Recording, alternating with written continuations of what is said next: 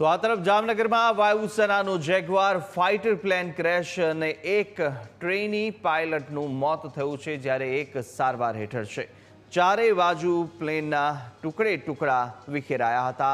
દૂર દૂર સુધી ધુમાડાના ગોટે ગોટા ઉડ્યા હતા.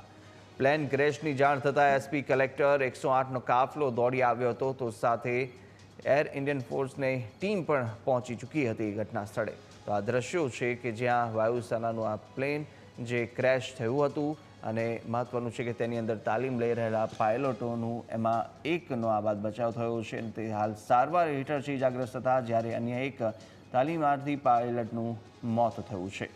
તો આ દુર્ઘટના સમયે જે દ્રશ્યો સામે આવ્યા હતા કે જ્યાં જે આ જેગવાર પ્લેન છે, ફાઇટર પ્લેન, તે ક્રેશ થતાની સાથે તેના ટુકડે ટુકડા થઈ ચૂક્યા હતા અને આગની દ્રશ્યો પણ સામે આવી રહ્યા હતા.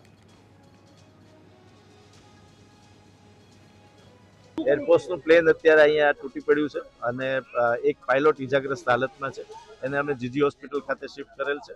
જીજી હોસ્પિટલ ખાતે આપણી સંપૂર્ણ ડોક્ટર્સની ટીમ સુસજ્જ છે. અત્યારે આપ જોઈ શકો છો એમ ફાયર, 108 મેડિકલ ટીમ અને કલેક્ટર ઓફિસ, પોલીસની તમામ રેસ્ક્યુ ટીમો ખડે પગે છે. આગ ઉપર સંપૂર્ણપણે કાબુ મેળવી લેવામાં આવી રહ્યો છે અને ખુલ્લા મેદાનમાં એરફોર્સનું પ્લેન છે તૂટી પડ્યું છે અને કોઈ પણ પ્રકારની જાનહાનિ નથી, સિવિલિયન જાનહાનિ એક પણ નથી. બીજા એક પાયલોટ અંગે એરફોર્સ ઓથોરિટી કન્ફર્મ કરે છે કે એમણે ઇજેક્ટ કર્યું છે કે પ્લેનમાં છે, એ અંગે હજુ કન્ફર્મેશન એરફોર્સ ઓથોરિટી તરફથી મેળવવામાં આવી રહ્યું છે.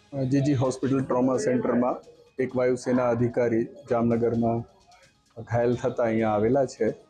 એમને પગમાં ઇન્જુરી છે અને અત્યારે એમની તબિયત સ્ટેબિલાઇઝ કરવામાં આવી છે અને અત્યારે બીજી બધી તપાસો ચાલી રહી છે, સીટી સ્કેન ને એ બધા. હાલમાં એમની કન્ડિશન ક્રિટિકલ નથી. અમે જ્યારે ગામમાં બેઠા હતા ને ત્યારે ગામ ઉપરથી પ્લેન આમ જતું હતું, પાછળથી તણખા જડતા હતા ને મોટો બધો પ્રકાશ થતો એવું લાગ્યું. અમને પણ નવાઈ લાગી કે કદાચ આવું પ્લેન હશે, પણ એ અમે જોતા હતા એ પહેલા 10-15 મિનિટ 10 થી 15 સેકન્ડમાં બોમ્બમાં મોટો અવાજ આવ્યો ને 2 ભડાકા થયા. એટલે અમે ધાર ઉપર ચડીને જોયું તો અહીંયા ભડકો બળતો. પછી અમે દોડીને ગાડી લઈને બધા આવ્યા. હા, અમે પાયલોટનું અહીંયા હતા ત્યારે આવી ગયા હતા. પાયલોટ પડી ગયા.